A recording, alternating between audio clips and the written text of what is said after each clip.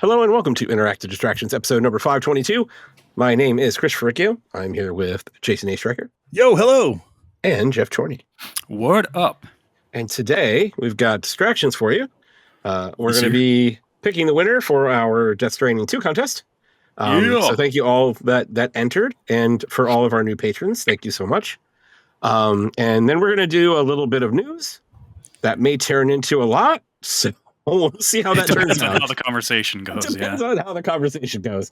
But before that, let's see what's going on. Jeff, how are you doing, man? Anything new?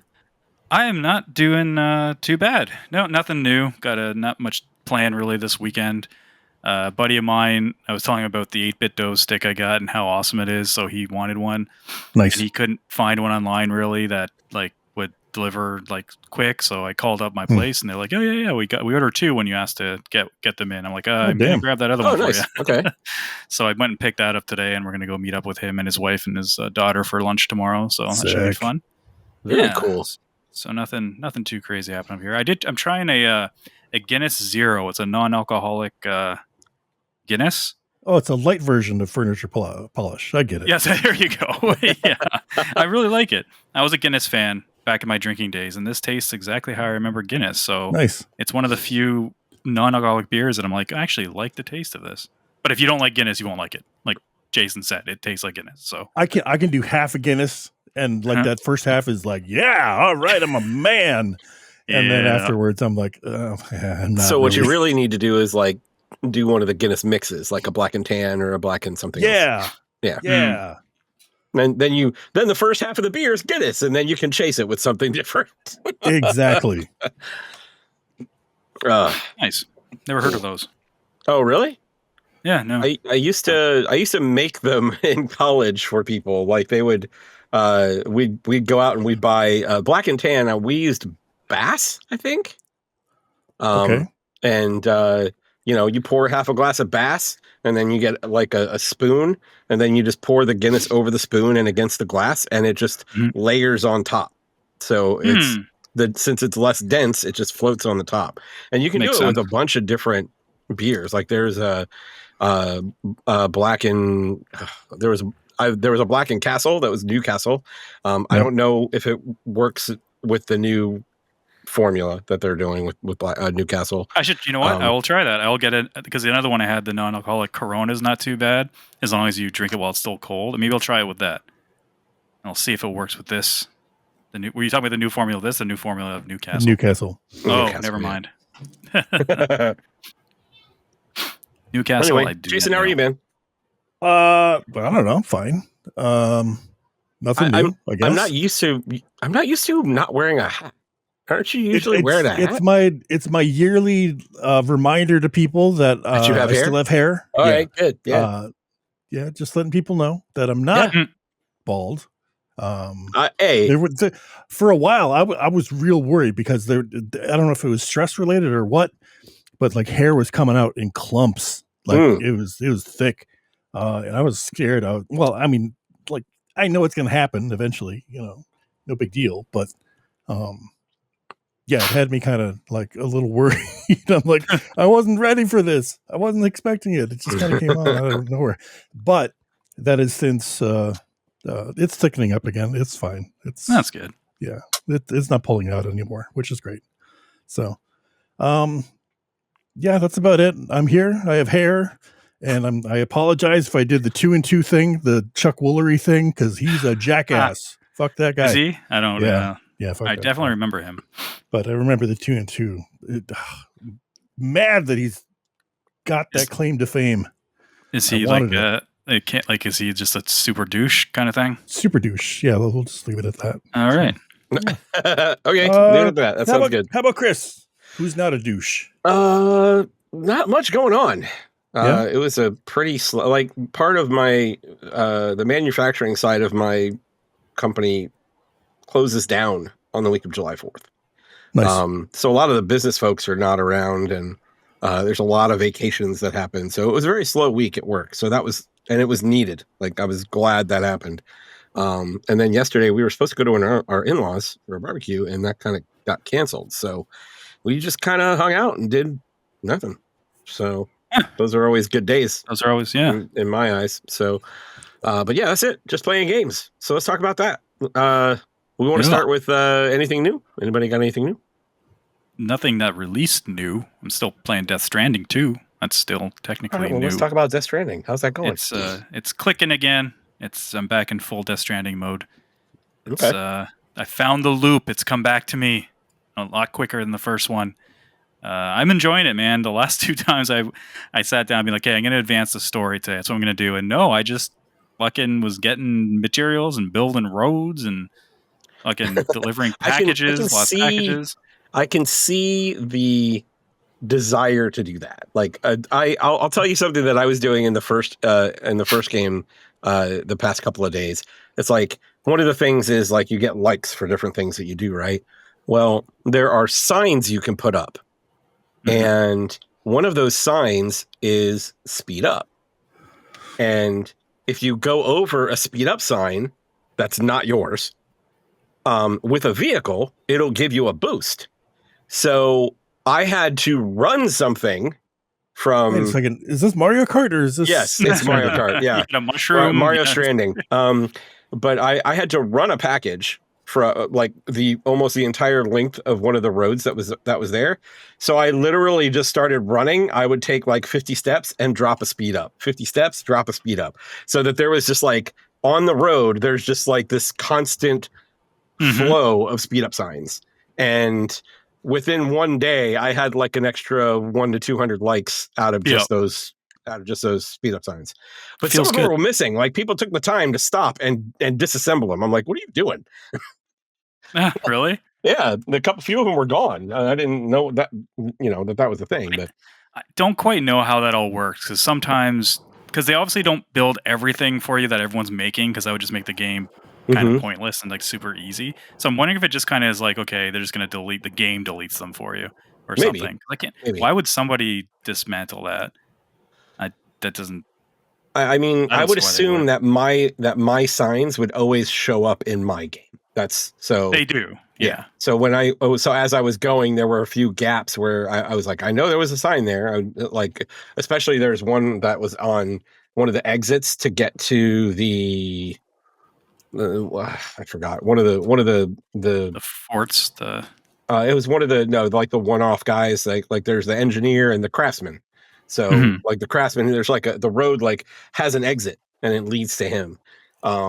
And there was one that I remember specifically putting there and it wasn't there. So I have a feeling that it was that, someone just decided to disassemble it. I don't know. But I think that is something, though, I think it only happens in their game. I don't think it happens in yours.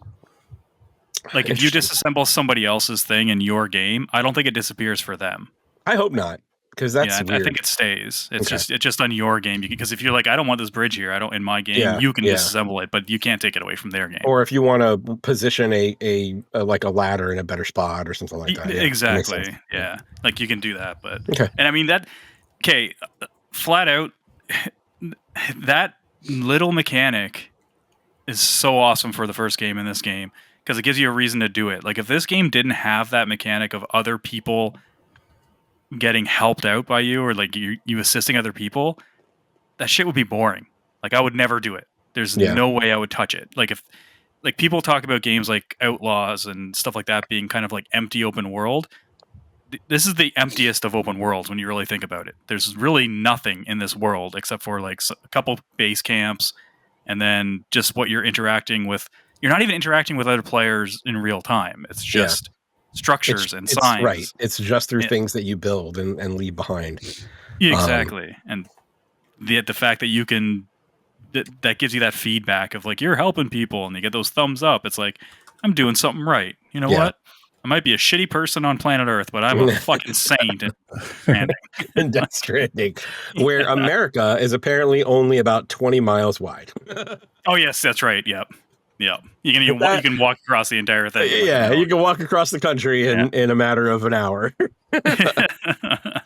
Yeah, but I'm falling back in love with it, man. I've got to my first big boss battle, like the first real one. That's not like a tutorial type boss. Better than probably any of the bosses that are in the first game. Wow. Don't think it's saying much though, because the bosses aren't really that great in the first game, and it it was still very easy, but there's just more to it. It just seemed like I was doing more, which was cool. There's still spectacle, like in the first game. There's still a big spectacle at the boss fights, but they're just kind of like whatever. But yeah, no, I'm. It's really starting to get its hooks in me now. So it's nice, good. Yeah, I'm gonna get that story mission focused, but I probably won't, because I'll go in, I'll see a road that's not built yet, and I'm gonna be like, Were you talking about how I won't make it to the halfway point of the game until like 40 hours in? Hypocrite much? Yeah. But there's a difference, though. I'm enjoying the game. You're like, I think I might be like, you're right. It's getting to me. That's the difference. But I'm also not doing a lot of the like that. So I have not put down a single sign and stuff like that. Like I'm just literally building structures and then like delivering packages. Some of the other mechanic stuff, like it's just not. Just haven't really been. There's just too much of that stuff if I really want it to be like Ultra Saint. But yeah, but man, there's just so much quirky stuff. Like there's a part, if anyone's listening, not a spoiler, but you have to do this really early. You meet a character called the Musician, and he basically gives you music like to listen to or whatnot. And there is a time when you're going to go into your bunker, and Dollman is going to ask you, "Hey, I see you have a certain song in your library, like, like that's one of my favorite songs. It reminds me of like my I heard you like Disturbed." And if you play that song, it goes into this like cutscene that's just like, what the fuck? But it's so like just charming and funny, and it's just there's a lot of what the fuck in this game. Yeah, oh yeah, I like that. There's a lot of this game is very Kojima. I like this game? Jason. I don't know. I don't know. I really don't know. You could download it for free on PS Plus, so no reason not to try it. But I do own it. I mean, the first one anyway. I will say this, Jason. Honestly, I almost want to say this might be like sacrilege to some people. I would almost say don't play the first one, just because I know your gaming habits, and I don't think you're going to give the game 15 to 20 hours before it clicks with you.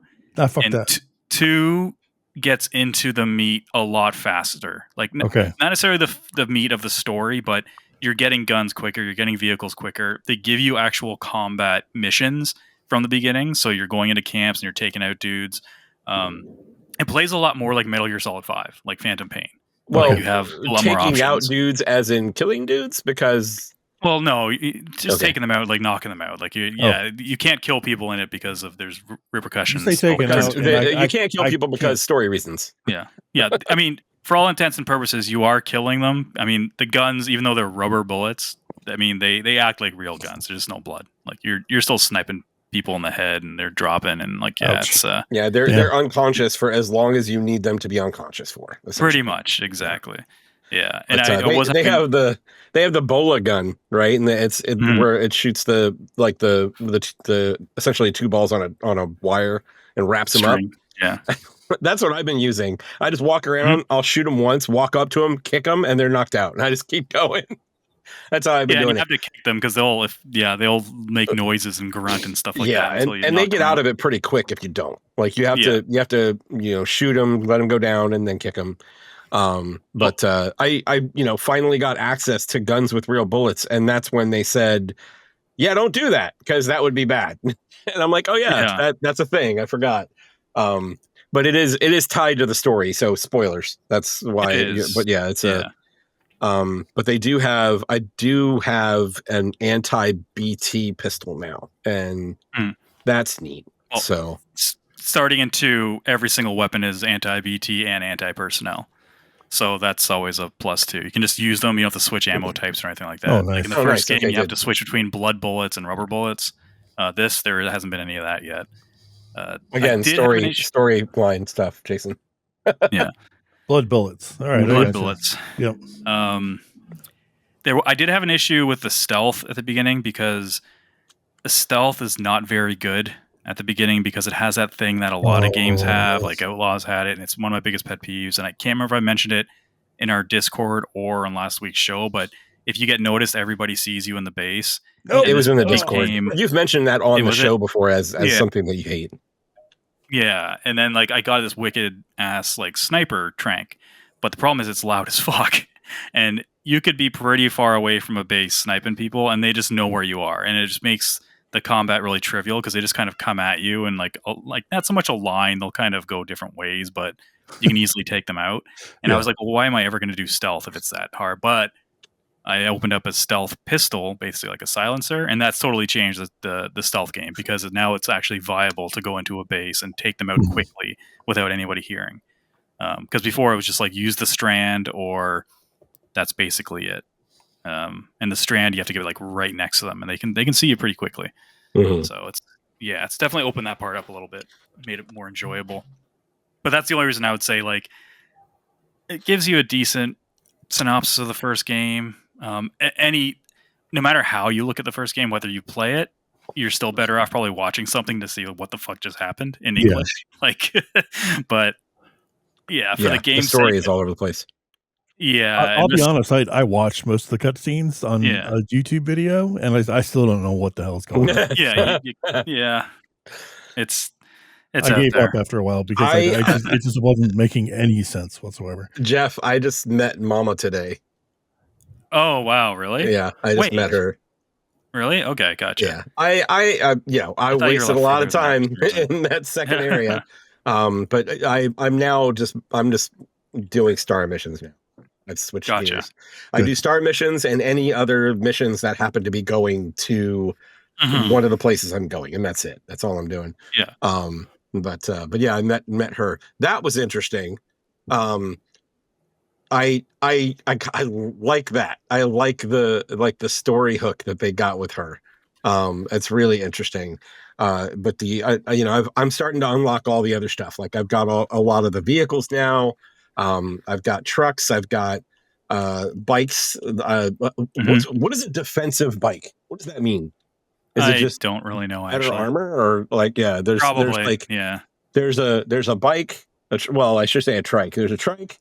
There's a long range trike. There's a cargo trike, and then there's a defensive trike. And I'm like, what does defensive mean? Like just more armor? I think it's armor. Yeah, probably. Because you can put armor in the second one. You can just put stuff. Now it's more about like adding stuff to the vehicles more than different types of vehicles. Like you still get different types, but yeah.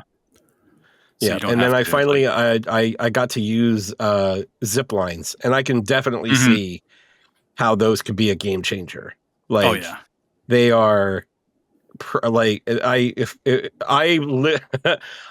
was a setup that was essentially for other players, right? There was one particular mission where it was like, oh, we need these 4 things, or we need these alloys back, right?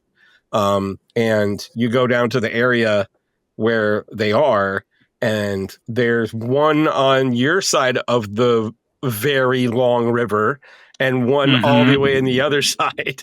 And I was like, fuck. So I'm like, you know what? I'm going to make this worth it. So I dropped a zip line, went all the way the fuck around, and came back and dropped another zip line. And, I took it back, but then it's also a very large cliff to get down to the river. And that's where I discovered that there were stuff across the river. So I went up to the top, and I made another zip line at the top that would go down and across the river as well. And I think that's what I didn't gather about the zip lines when you guys are talking about them. Any zip line anchor can hit any other zip line anchor within range and shot, as long as there's nothing in the way. So like the way I had set it up, you can go down across the river and then come back to your side of the river, but at the bottom of the cliff. And then you can just take the zip lines back up. So I certainly hope nobody else has to do what the fuck I just did. Yeah, or the people that get put on your stuff goes to their server or whatever. Yeah, if my stuff goes to their server. And the second one, like the first one, I don't remember, and I don't, because I didn't do too much, but the side stuff didn't really open up that much things. But in this one, like every star you go up with each like NPC that you're delivering stuff for, you get something new. You get a new piece of equipment or a better piece of equipment. So it makes it worthwhile. Like I'm actually incentivized to do that. So doing like things like you said, like I kind of stopped probably about halfway through. I kind of stopped making like my way back being that much of an issue because I didn't have any incentive to go back. But now there is like because you are going to be doing more deliveries, you're going to be using these like shortcuts and stuff much more often for yourself personally. So I've been doing more of that, like setting up like what's my route going to be here going to be like next time I come down here. And you can fast travel with, because the DHC Magellan is like this ship basically that travels through the tar. And that's like kind of like your home base, and it can now move to the main bases on the map, which is really cool. So that's kind of like another fast travel that you can actually take equipment with you, which is awesome. Oh, that's nice. They added so much stuff to make the game just more enjoyable for like from like the go. And not too enjoyable. Remember, not too enjoyable, because Kojima does not like that. We can't make him like it too much. No. Yeah, there are definitely missions that get you equipment. Like there was the most recent one was the I can't remember what it's called, but like the buddy bot that follows you around. Oh, that was a side delivery. Oh, that wasn't one for of the main sure. deliveries. Yeah. What I mean is, like, you know how they have stars, like star ratings for them? Like each star you go up will give you something new in this. And I don't think that was the case in the first one. Like you'd get like a new piece of equipment like the first time you did something for them, but I don't think that's where it kind of stopped, and everything else was like progression of like using things and stuff like that. Yeah, it basically just expanded their materials that you could use. Yeah. And then like the 4th or 5th star, they give you a little star to put on your leg. I'm like, all right, cool. Oh, see, I didn't even get one of those. I didn't bother. Oh, really? Yeah. Like with this, I'm like, yeah, I like the upgrade. So, yeah. I mean, I'm certainly, it's certainly better now that I'm focused more on the story missions. Yeah. But it's really hard it's still very hard for me just to pass up crates that are just laying there. Yeah, that's what's in your DNA, man. That's like the way, and you can totally play, like it's viable to play that game. It but you know what you're like putting in front of you by doing that. It makes more sense for me to do it later, and that's what you guys were pointing out. Like there's so much stuff that opens up, like I said, the buddy bot. Like the buddy bot follows you around, and if you get shit that you can deliver, you can just give it to the buddy bot and say, "Go deliver this shit," and he'll do it. Yeah. Right. And then they put like all these stipulations on it. But if you do that, the best you're gonna get is an A rank or something like that. Bring it down, whatever. Yeah. But then I noticed they have like. The thing is, I don't think you will go back. That's the thing. There's nothing really story driven or related for you to go back and do that stuff. So unless I wanted to be a completionist about it, exactly. And I don't even think you need to complete everything to even get the platinum in it or the 1000. I don't know where you're playing it, but either way, I don't think you have to do absolutely everything. From what I know, I don't know. But 2, you definitely will want to do it. 2, I'm having a hard time mainlining it, and that's not my MO. That's Chris. No, I was going to say, that's not you at all. So yeah. As a matter of fact, I'm usually getting pissed off at you for passing up all that shit. Yeah, exactly. You're like, what the fuck? Like you were playing Baldur's Gate and missed off like half the side missions. What are you doing, dude? I honestly think I missed a lot of that game, and I put in like 100 hours in that game. I still think I missed so fucking much. Yep. I need to start a new playthrough of that at some point. But yeah, no. Death Stranding, good. Jason, it's the hardest game in the world to recommend. Yeah. 2's easier to recommend than the first one, but even 2's still like, it's still tough, man. It's one of those few games that I honestly do not know who the demographic is for it. Not because I don't like it, because everyone's so different, and it's not. I don't know, man. There's too many variables. It's not a slam dunk for everyone. I get that, and that's why I'm kind of wary of it. Yeah. The thing that's most enticing to me is the weird Kojima shit, for sure. Yeah, and I feel like I can get that from watching cutscenes. I think because if you just want to see the craziness, you know, and because most of the gameplay is just like, it's not non-consequential, but it doesn't necessarily tie directly into the weird Kojima shit. No, it's a lot of, as you guys described, it's a means to an end. Yeah. So it's like, I don't know. The quirkiest thing I've found so far in the actual gameplay is like, Chris, you know how in the first game there's towers you can go up and you can see like the cameras, the watchtowers, watchtowers. So those are still in here, but if there's not a watchtower around, and say you're at like an enemy camp, you can take Dollman, I don't know why I'm saying Dollman, and literally toss him up in the air, and he scopes out the camp for you while he's up in the air, and then he's like, throw me, Sam.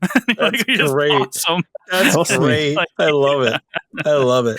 And then you I recall will him back say, to I your hand. probably will, like, if I end up finishing Death Stranding, and it, like, everything right now seems to be moving in a positive direction for me as far as like my feelings for the game and that kind of thing. So if I end up finishing the game, I'm certainly not going to play Death Stranding 2 right away, but I can see myself playing it this year sometime.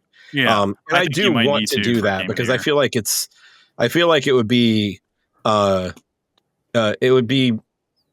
injustice to not play it if I'm enjoying the first one and not have it something I could consider for a game of the year at the end of the year. You know what I mean? So, you know, I say a lot that I feel like Expedition 33's kind of wrapped it up in my mind, but that's mostly just talk. Like, it's in reality, it's like I'm going to end up, you know, making the decision that makes the most sense for me as a player. For right? sure. So, well, you haven't even got, like, there's a part like that the gameplay drastically changes, and you haven't gotten there yet. And it doesn't drastically change for the whole game, but there's certain parts of the game, and you're going to be like, "Oh, this took a fucking turn, and this is really cool." And I think you might be coming up to the first one pretty soon, actually. I'm on episode 5 out of. I looked it up. There's 14 episodes. Have you done a nightmare mission yet? No. Okay, then you haven't done one yet. Have you even done a nightmare mission? Have I done a nightmare mission? Is episode 4 a nightmare mission? There was I don't want to. The gameplay drastically changes. That's all I can say. I mean, this went straight up to third-person shooter. Yes. Okay. Yes. Yeah. Okay. That's what it does. So episode 4 was. There's more of those. Yeah. Okay. So episode 4 was that. It was like it was only about a half an hour. You know. Yeah. They're not long. And so I have done that. It goes in a full on like third person shooter, like badassness. Yeah. I did do that. Do one of those. But it's cool. I like it so far. It's good. Definitely it's just ramping up. So I'm sure it'll be good. And hopefully it sticks the landing. Hopefully, it's good stuff. Yeah. What else? Anything else? Oh, new to me, but not new. The Messenger. I know Glenn was huge on the Messenger. It's so good. It was on sale for like $5 on the Nintendo eShop. So I'm like, you know what? I think it's about time I played this. And I like it so far. I'm still on the 8-bit part of it, like the Ninja Gaiden, like spoilers 1 through 3. Is it really a spoiler at this point? No, it's not. I like it. It's not. It doesn't have the tone that I thought it was going to have. It's pretty funny. Like, it's very lighthearted. Did not expect that. And it's not overly hard yet, so I'm enjoying it a lot.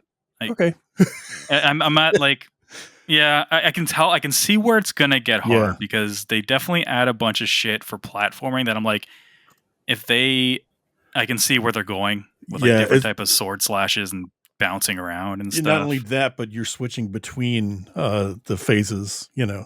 So like there's going to be that element as well. Like I just got the where you can do the glide and slash down. Yep. Like that's so I'm starting to do some things with that, and I'm like, I could see this probably getting more difficult. It's like 2 hours in, maybe 3. Man, that's like the whole tutorial of what Ninja Gaiden Rebirth, Revenge, what the hell? Oh, the Ragebound? Yeah, Ragebound. There we go. Yeah, you're doing that shit just like all right the time off the bat in the tutorial. So it's like, if this ramps up anymore, I don't know if I can deal with this. Oh no, because shit, that's probably where they're getting it from. Yep. They're probably getting it from the Messenger, and it's going like full circle. I will say this game's fucking. You cannot play it in handheld mode with the standard Joy-Cons because of where the fucking right analog stick is. You cannot do the glide and the attack at the same time unless you put your fingers in, like, I guess like kind of like a claw thing, kind of like you had to do with like World of Warcraft. The game Monster Hunter. Yes, thank you. Yeah, I couldn't do it. I'm like, I cannot do this move. It is I cannot hit that other button without my thumb hitting the right analog's in the way. Yeah. There's not a lot of room there. It's very close. It's super, super close. I agree. Yeah. Other than that, man, Joy-Cons are awful. Yes. They're very bad. Yeah. Other than that, man, just still more Street Fighter, more of the Capcom collections and stuff like that, and Nice. more Fortnite and more Mario Kart. Tanya was just playing Mario. We were playing Mario Kart just before this, and Tanya was like, "I'm playing one more match." Man, which you turned typed into 3. in MK and I thought Mortal Kombat. I shit you. Oh, not. did you I'm really? like, Yeah, that's so weird. Yeah, she's going to Evo this year. Yeah. Or next year. Shit. Actually, has Evo happened yet? No, it hasn't happened yet. No. No. CEO just happened. That's what just happened. Isn't Evo like this month? I think so. Yeah, very soon. Yeah, it's usually in July. Over. So yeah, it's going to be real quick now. So nice. Well, that's it. Jason, how about you, man? What are you playing? Let me tell you. You mentioned Game of the Year, Chris. We did. Oh, let me tell you a little bit about this game called BioShock. Have you heard of it? I have never heard of that. Well, let me tell you, Chris. It's a game that I introduced to my son, and he's really, really digging the shit out of it. I tried getting him to play The Seventh Guest because he likes spooky stuff and he likes puzzles. And he was bored within the first 30 seconds of that. And he's like, no, really. I'm like, son of a bitch. I'm like, all right. I was bored when I was like 13 playing that. All right, you little snot. I got something for you. How about BioShock? You little snot. Yeah. And and it totally makes sense because there's, the big daddies in there and, the little sisters, and it's right up his alley. So that's been going on behind me an awful lot. But also, speaking of Game of the Year, it's a game called Kiborg. I think that's how it's pronounced. Kiborg, Kiborg. What? I got this game a few weeks ago because it's a 3D beat 'em up essentially with roguelike elements. Stop me if you heard it before, but has it ever been done this way before? We don't know. So I booted up the game. I forgot when I first started to do it, but I was having troubles with it booting up. I tried it again today, and I let it sit, and I'm like, "Fuck this! This game is not going to boot. I don't know what the fuck I'm going to do." So I started researching it. I go on Google. I'm like, Kiborg, black screen won't start. I even went to Steam Refund, and I said, "Fuck it, give me my money back." And they said, "No, you've had it more than 2 weeks." So I'm like, "Oh shit." So it's probably been about 10-15 minutes that's gone by, and then the game pops up. What? Wow. Yeah. What? It took forever to fucking pop up, but it was it just the first time, or was it? It was just the first time. Yeah. Oh, you know what? It's probably one of those compiling textures BS things, and it just wasn't. Yeah, showing it. It wasn't showing you. It gave no indication. Like it just said, like it was launched, like in Steam, but there was no window that popped up. Wow. Anyway, I can't tell what type of game this is by screenshots. So really, fill us in. Okay, all right. Well, it's a 3D beat 'em up. This is done by a studio called Sobaka. I don't know. They sound, judging by the VO, very either Russian or East European. I don't know for sure, but they have got accents on syllables that I like. Fucking wow. It's definitely not. English is not their first language, and they're very, very over the top with it, and it's very endearing. I love it so much. The game is a 3D beat 'em up that has a lot of weight to it. There's a lot of heavy movement and hit stun, and it feels so fucking good. Aside from that, there's a little bit of shooting involved. I mentioned the roguelike elements, what you're getting from like round to round, or like cybernetic parts and shit like this. This is like a Running Man, like game show kind of thing in the future. And you've got this, like, I don't know if you're familiar with Mojo from X-Men. Yeah. Same kind of guy, like he's all blobby and shit, but it's imagine Mojo in like an over the top like Russian accent, and you've got the star of this game. So, but no, I've gone on like a handful of runs so far, and it's so much fun. I can't explain it. I don't know what it is about this fucking game, but it's really satisfying. I'll have to see it in motion. I'll have to look it's at the trailer. It's $20. Like it's on sale right now for $20, and that seems to be the right price. I can't imagine it being much higher than that. Looks like it's because on. there, It's on PlayStation everything. and Xbox Okay. too. Yeah. there's some absolute jank to this, and it's endearing. It's the good kind of jank. I like good jank, man. Jank me Yeah, up. yeah, this is good jank. Like for example, like there's constant fluid motion, right? So you're punching one guy, you do like 2 light attacks, and then you do a heavy attack, and that like kills the guy, and you start mashing the light punch again. You just press a direction, and you just fucking glide over to the next guy, like all fucking Like too human. Yeah, Nice, awesome. Wow. it's so good. Or if you do Human a heavy reference, attack, you 2025. do a missile drop kick over to the next guy. That's awesome. It looks ridiculous in motion, and it's great. So Yeah, I'm actually seeing that in a video right now where he takes out one dude and literally like pounces towards the next guy. Boom! Yeah, it's so good. it looks fun. Is it multiplayer? No, I don't think so. Yeah. But yeah, all the upgrades and stuff are very meaningful as well. So there's not a lot of like, okay, just 10% damage to this. You're getting like new skills and stuff like that carry over from that are new cybernetics. permanent. Like it looks like you just ripped someone's heart out, crushed it, and it turned into that's like a special shoulder round. harness piece. Yep. That's like a special round. You beat a specific enemy and you rip out, just like you said, you rip out his chest piece and pop it onto yourself. And then at the end of the, depending on the type of room that you're in, you'll get like either credits or resource points, or a new cybernetic implant, or a new gun or weapon, or there's a ton of stuff going on. It's way more competent than I expected it to be. I'm really impressed. So nice. But then I went on a beat 'em up kick. Last week was all about Wendigo Blue, but I revisited some old ones, and just real quick, like I went back to River City Girls 2. Nice. Because I hadn't bought it enough times, I guess. I completely forgot that I bought it on another system, and then I'm like, oh wow, it's half off here. Shit, yeah, let's get that. And Way Forward puts their shit on half off a lot. Yeah, they got me. They got me good. But it was on the Switch, so it's like, okay, all right. Yeah, no, I got it on the Switch. So I like the River City Girls games. They're pretty good. I only played the second one. I only played the first one. So that's the thing. The second one is definitely more of the same. I don't love them. I'm just okay with them, and I really didn't like the second one. The first time that I played it, because there was a lot of input lag or something. Oh, yeah, I don't know if that's saying that. I don't know if that was something that they fixed, but it feels a lot better now.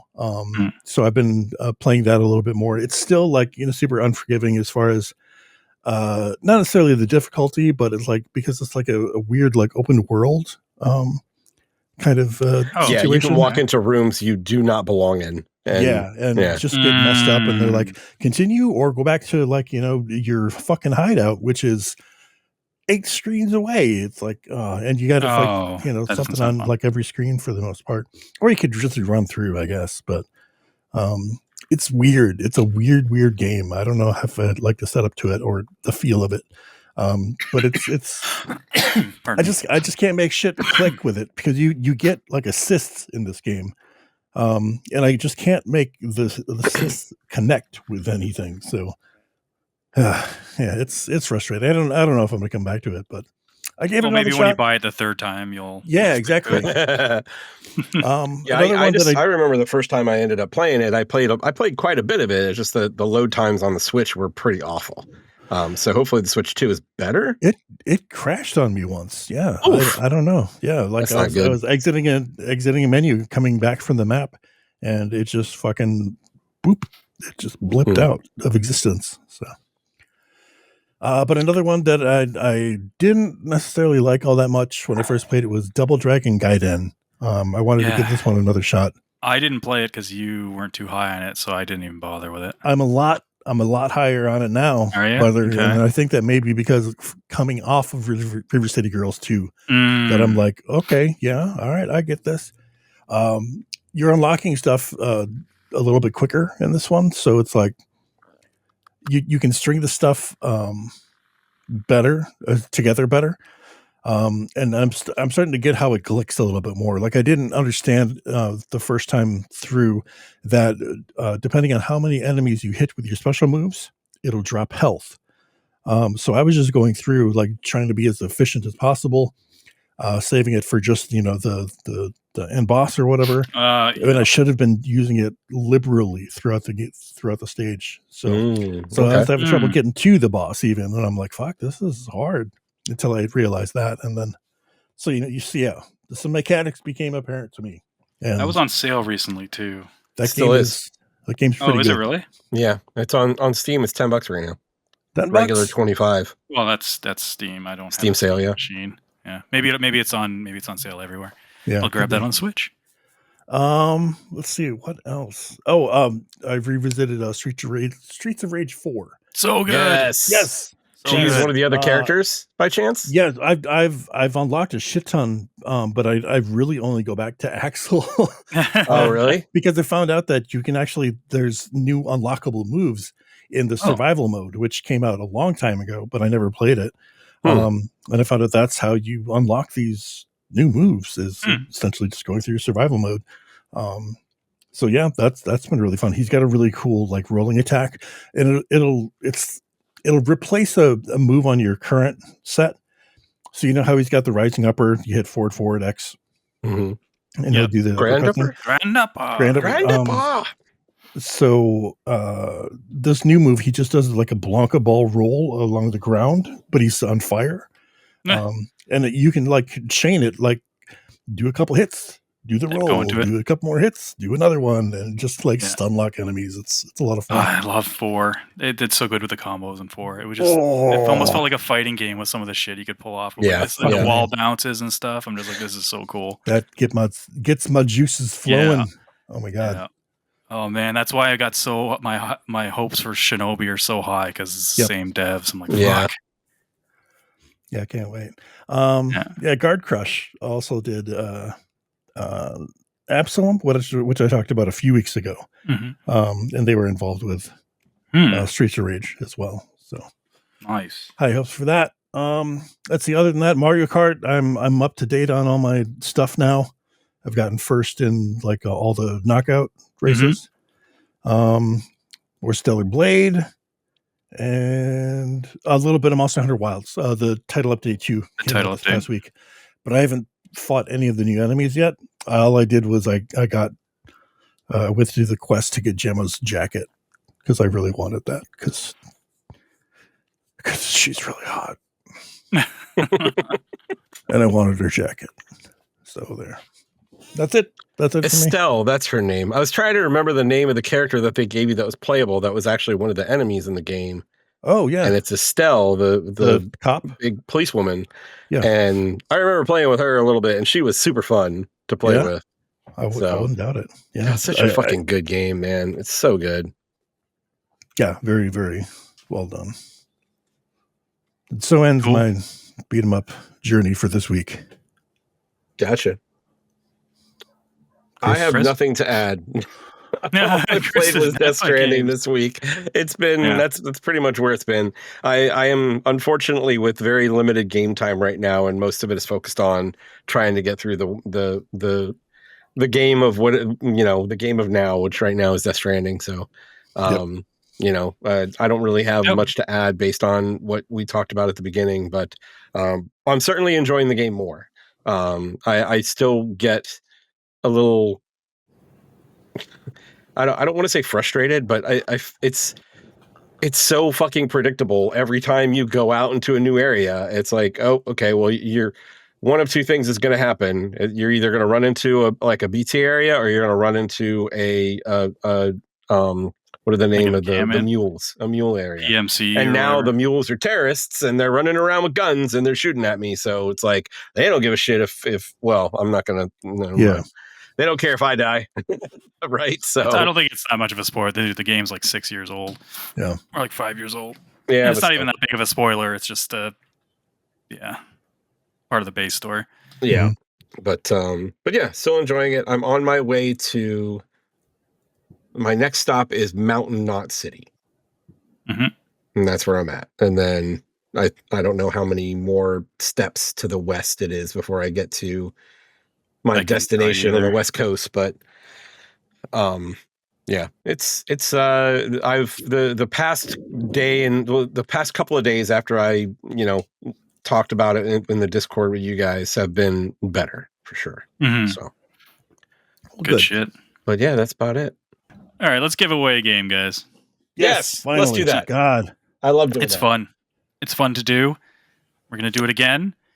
Thanks to everyone who entered. Thanks for everyone who joined the Discord and the Patreon.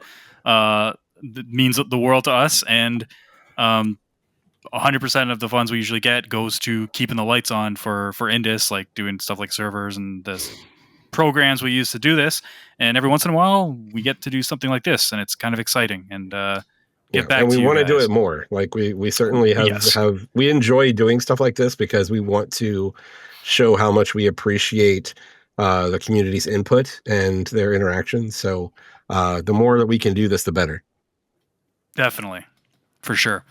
So we do have a bunch of people for this one, and the rules were if you were a patron, you did get multiple entries up to 3, 2 or 3 depending on your patron level, and then if you're part of the Discord, you got an entry as well if you wanted to, and that's kind of like how we've done the last couple. This is the first one we've done, this specific one. We'll see how this goes. Patreon. Yeah. Exactly. What was super surprising to me? Every one of the patrons that entered at the $3 tier. That is very true, actually. Yep. Yeah. We also have the $1 tier for people that that just want to contribute $1. That's totally cool. But yeah, everybody's chosen to donate or contribute the $3 so far. That's awesome. Thank you. That is very awesome. Muchly appreciated. So, guys, without further ado, let's see who our winner is. Chris or Jason, if one of you guys can pull up the list. I got it. Yeah. The way the list is set up, just like last time, is I assigned every single person a number. The patron's number has been entered 3 times because everyone was a $3 contributor. So whichever number I read out to you, you can say who the winner is. Cool. Okay. Because I only see the numbers. I don't see the names. Yes, let's get a drum roll. All right. I knew that was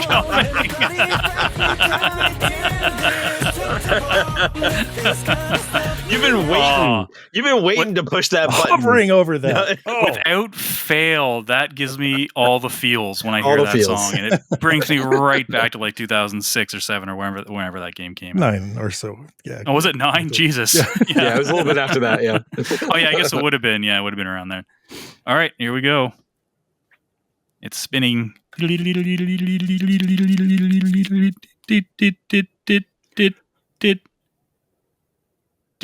went over one last second, and it is number 7. Chris, who is number 7? Number 7 is Renix. Sorry. Tornix.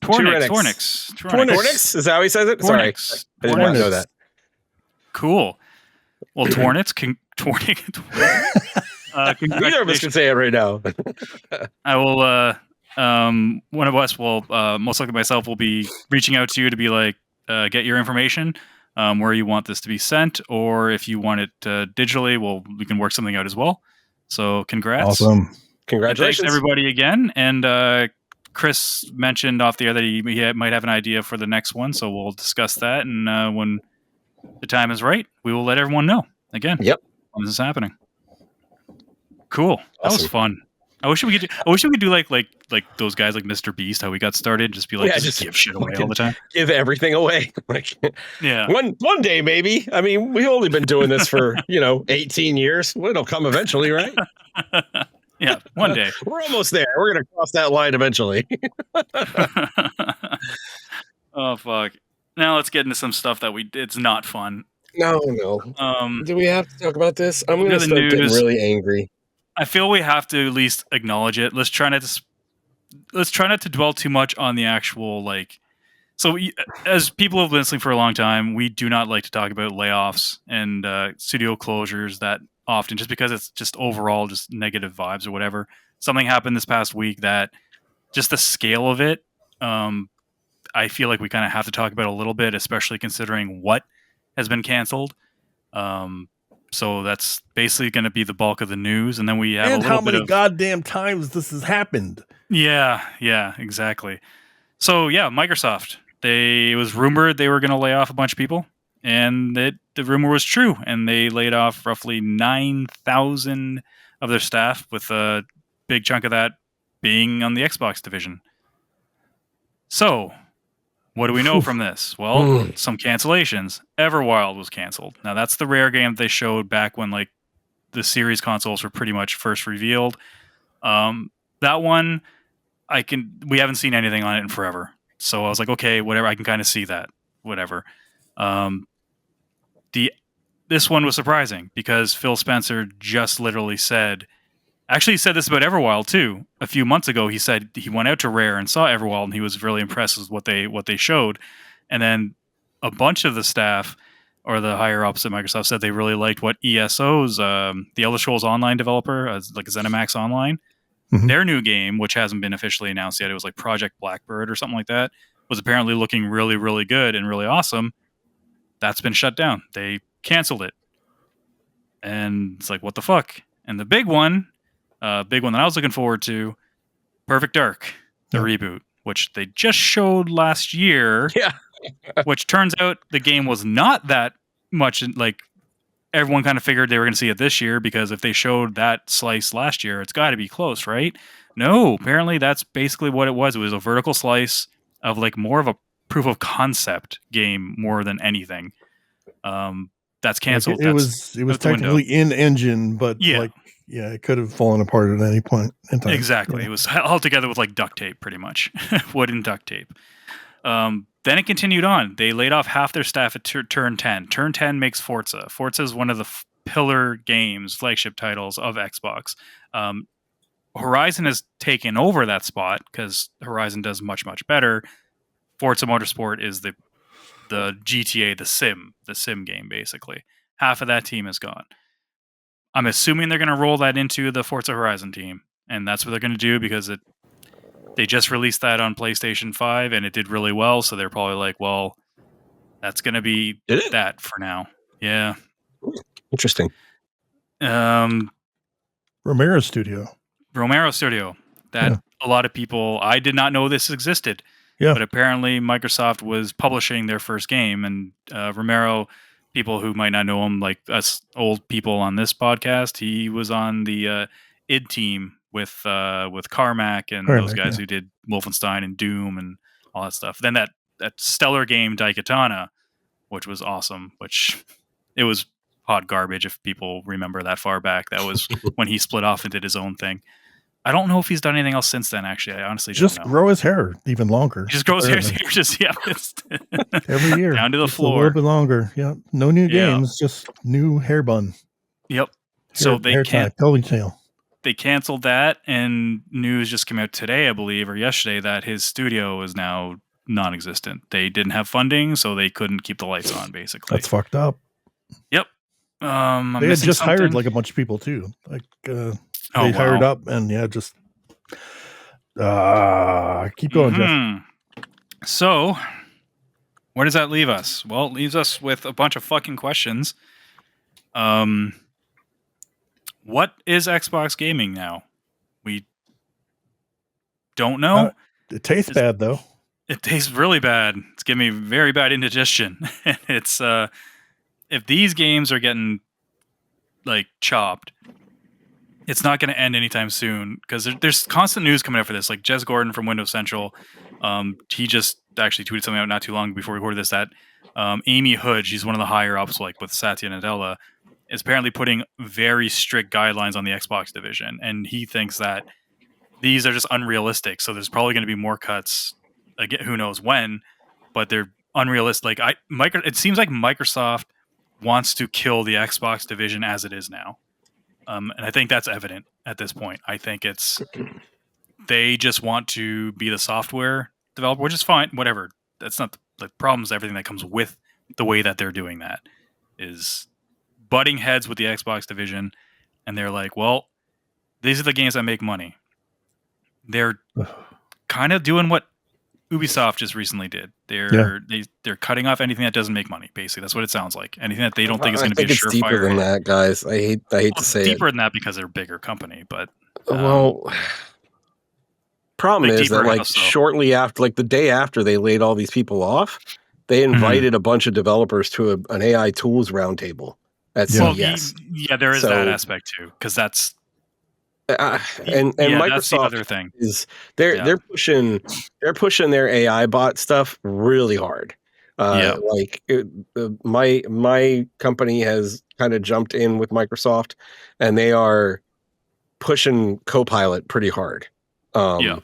And like my concern is about when you start using AI to replace skilled people for development. And whereas we're not doing that, it sounds like Microsoft is trying to prove that it can be done. And that's what it kind of sounds like, yeah. And they're trying to use their Xbox division to show it. And I hate it. I hate it, because one of the things that we've been focusing on is it's a tool that you can use to make yourself more efficient, because as a developer, there's a lot of TDM overhead sometimes that you have to deal with. Like you have to have code coverage. You have to have test cases for all the code that you're writing. You have to have documentation for all of the features you're putting together. You have to when you commit your code, you have to get a pull request out there, and people have to review your code, and you can use Copilot to do some of these things, or at least help with them. So you can have them draw up the skeletons for the test cases that you need to write, but you can't trust it all. And that's what the way that we're approaching this. It sounds like Microsoft is approaching this as, how do we get AI to do a lot of the stuff that these developers used to do? And they're diving in head first. They're not putting their toe in the water. Yeah. And it really scares me a lot. To go with that is the thing. I'm not sure if this is public or not. I didn't look up to it, but apparently Microsoft invested, or they are going to invest up to $80 billion in AI. And they have to make cuts somewhere, and they're just looking at Xbox being like, well, this is out of the 9,000, it's not like the majority was from the Xbox division, but enough of it that's going to have a serious effect. So from where we're looking at, they canceled a bunch of games, right? That's what I mean. From our end, that's what's affecting us directly, is because it's the medium that we follow, that we've done a podcast for like 18 years, for the better part of 18 years on. They're kind of like taking the hit for it. And it does suck. And shareholders are going to believe what they think is going to make them the biggest investment. And that's what the top of MS is also kind of preaching. And when I say MS, I am differentiating MS and Xbox, because I really think they were kind of separate. And that was pretty apparent during the whole ABK deal, when that was going through like all the court hearings, all the trials and stuff like that, is because the messaging from Phil and Sarah and those people was totally different than what Satya Nadella was saying. Totally, and it was constantly at odds with each other. And I think it just came down to, I was like, no, we're doing it this way. It's my way or the highway type deal. And they can't do anything about it. And it makes Xbox looks bad on their part, because Satya Nadella and Amy, what the hell is her name? Amy Hood.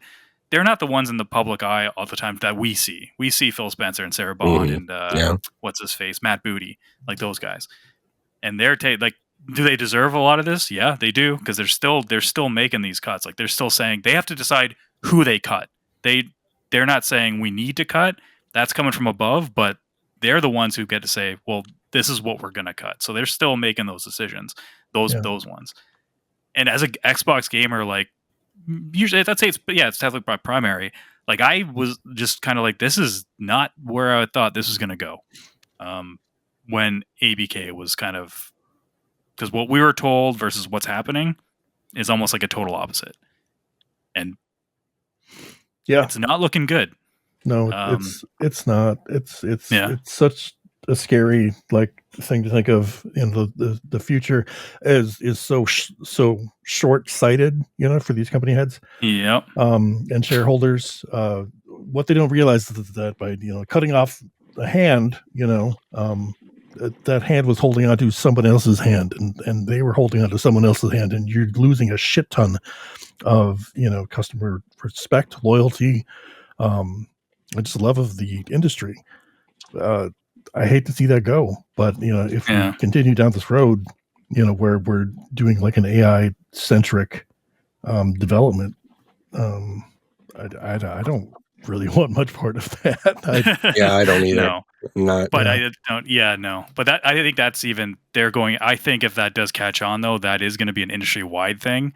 Yeah. And that's where it's kind of we decide like what do you want to do? Like, I mean, realistically, like Chris said, like when you're using it as like an aid, it makes sense. Yeah. Like we use stuff right now that honestly put a lot of people like cell phone, like our smartphones. That does so much things for us personally that eliminated a shit ton of jobs. But it gradually got to that point. Enough time, and especially over a long period of time for a lot of people, that they can adapt their skills and get employed that would help the development of that stuff, if that makes sense. Like you're not just axing like almost like an entire division and being like, well, go have fun, all of your jobs are gone now to AI. Whereas Microsoft seems like that's kind of what they want to do. They don't want to have those people even have a chance to like adapt and go through with it. And that's AI just scares me in general. I don't like it, and I just like I don't know. Yeah, it's unfortunately it looks like that's the future. It's going to be like so many companies are talking about it. I feel like it's got its place, but we got to take care of people first. Yeah, exactly, and so. That was that news, and I'm sure it's not going to be over. I mean, it seems like every day something else comes out and something, whether whatever. So, two of the big three have done something really big to piss me off recently. So I'm just waiting for Sony to announce something really bad. This makes the Concord like shutting down. Like all layoffs and shutdowns suck.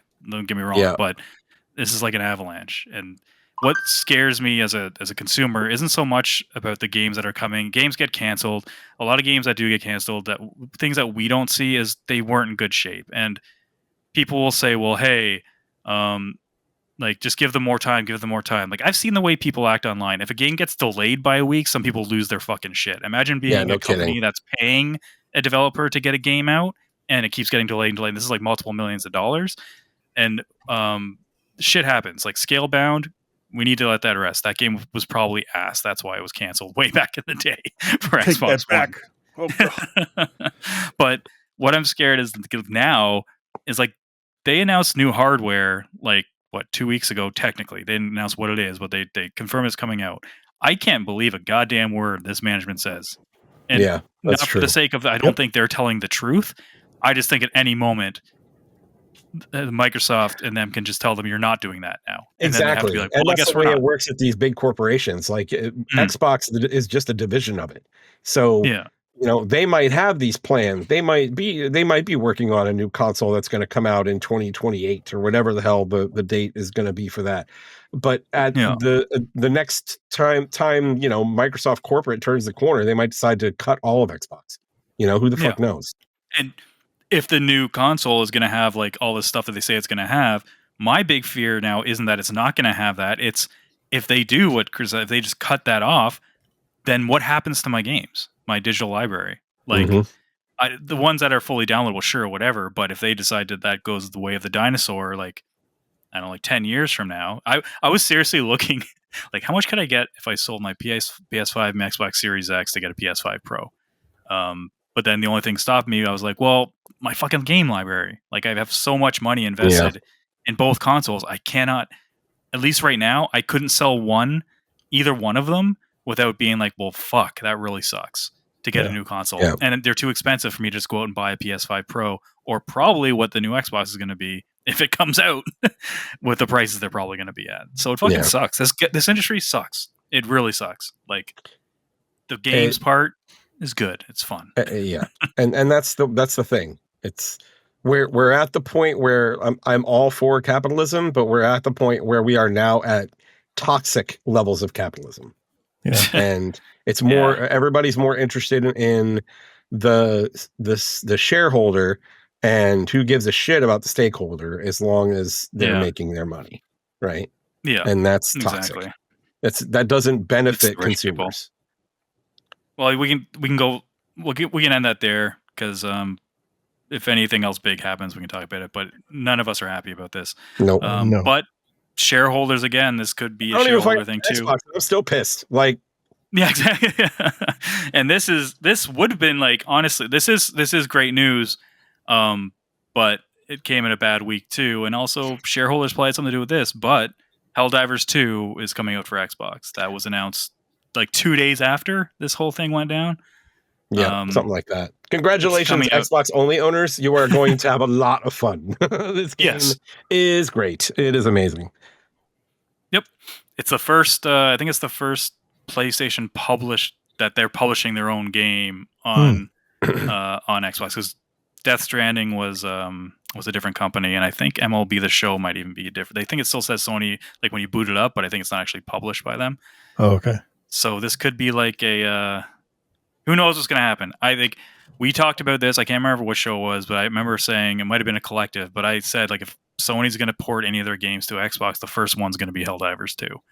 And it was, yay. Pat myself on the back. The big thing about this is, are they going to make... I don't know if they've announced this, so I'm actually asking this question. Are they going to make Xbox owners log into a PlayStation Network account in order to play the fucking game? Because they should. I'm assuming. They should? Well, is the game cross-progression or no? Is it cross-platform? It is cross-progression. Like, I know it's cross-platform. It is. Like, it's going to be on. Let's see. The game will also support crossplay between Xbox, PlayStation, and PC. Right. But cross-progression, but not cross-save or anything like that. No. Okay, so then maybe you won't have to log in then. No, I would assume that it would be one account for all of them. That's how they would end up doing that. So that I guess that's the question, is how that's going to work. Yeah. Because I know that they implemented that on PC, got a fucking slapdown about it. Yeah. And then they backed off it. I don't know if it ever came back. I don't know either. I'm not sure if you have to log in. If anybody who plays Helldivers 2 on PC right now, do you have to log into PSN? Let us know in Discord, in the comments of this video, like however you want to let us know. I am honestly curious. I'm wondering how that's gonna work. So, I mean, I'm sure Sony wants them to do it. It makes sense because everything's about MAUs now, right? So it's like they want people to sign up for a PSN account, whether it's free or not. Because it would be a free. Yeah, you just have to make a PSN account technically, just not pay for it, but then just to have your login. So weird. It is. It is weird. But if it's not cross-progression, I mean, it's a good game. People should grab it. I think it's 40. Oh, I'm thinking depends on if you get 45. Yeah, I mean, there's like two different versions, so like the base one and then a Super Citizen Deluxe, or something like that. Yeah, gotcha. But yeah, it's also coming out the same day. This is actually kind of cool. I thought this was. I wonder if this was planned, but it's coming out the same day as Gears of War Reloaded. So PlayStation's getting Gears of War on August 26th, and then Xbox is getting Helldivers 2 on 26th. Which is kind of that was a cool little tidbit. Had we not had the discussion beforehand, I would have said that the industry was healing. God, exactly. Yeah, serious. So true. And I was like, do we talk about this before or after the fucking layoff stuff? I'm like, there's no good time to put that. So whatever. Yeah. So exclusives, they might be going the way of the dinosaur, but that's not going to help anything if the fucking industry doesn't exist. So. Yep. That's basically it. Anyone else? What? Oh, Chris is researching. Yeah, I'm researching. So I have a feeling that it will not require PSN, because I think PSN is what they would need in order to do cross save and cross progression, which it says they do not do. So, gotcha. I don't know. We'll see. I am interested though. Yeah. You guys let us know. Good stuff. Well, mostly good stuff. Yeah. Everything was good. Everything was good stuff except for that like 15 minutes that happened like 10 minutes ago. I'm still mad about it though. I'm mad Perfect Dark. I'm not bitter. Cool. I wanted Perfect Dark. Yeah. If Fable gets canceled, I swear to God, one of the things that I would like to see happen is like a lot of these talented developers that get hit with things like this. I want to see them move on. I like what Kepler Interactive is doing. I want to see them move on, create another, like a studio, see if they can get some funding, if they're talent, if they have like a talented group, and let's get another studio that's going to make something like Expedition 33. Right now, I know Expedition 33 has had a lot of good luck. Like it's absolutely a fact. But I like what Kepler Interactive is doing, and I would like to see more of these developers that are in these unfortunate situations to come together and create something that shakes up the market. I want to keep seeing that. I want to see more of that. It's just all about the funding, man. That's all it is. It is. You're right. Like I saw some people just being fucking like kind of ignorant on socials regarding John Romero's thing because they shut down because of lack of funding, and everyone's like, "Well, it's not Microsoft's fault that they're terrible with money." I'm like, that's not how that works. A publisher says, "We'll give you this amount of money, and you have this amount of time. What do you think is going to be deliverable?" Yeah, and they're delivered. Like you don't get all that money in a lump sum, and you don't get to keep it if you get cut. It's like you get so much money you get for that. You have to meet milestones. You got to get to like these goals, and then you get another paycheck. Basically, that's how it works. So, it being the end of the fiscal year, they probably ran out of money at that point. So when they got their games no longer being published, they probably didn't have any money because I'm sure every developer would love to put money aside from publishers, but I don't think that's really how it works. No. Yeah. There's a reason that I decided not to pursue game development. Mm-hmm. There is a reason. And salaries and work-life balance are those two reasons. Yeah, so, those are two big ones. And two big ones. Yeah, and work-life, and the industry abuses both of them. Mm-hmm. So, from what I gather, and they take advantage. They take advantage because there's so many people out there, so many gamers out there that want to do it. Yeah. So my son is in that position. He wants to learn to develop games, and I just warn him. I'm like, listen, I'm going to support you no matter what you do, but I need you to understand that this is the way this is going to work. Like that's how this works. As long as there's someone willing to do something cheaper, then that's when they can take advantage of everyone. Yeah. That's the way it is. I'm wondering if we're approaching another big gaming bubble like we had right after between the Atari and the NES. I'm wondering if we're running into that, and there needs to be like a shakeup. We'll see. Anyway, I think that's a show. Anything before we wrap up? No, I don't think so. Awesome. Well, thank you all for listening. Hope you enjoyed the show. Thank you for entering the contest. Thank you to all of our patrons for supporting us. We certainly appreciate that. If you enjoyed the show, tell your friends about us.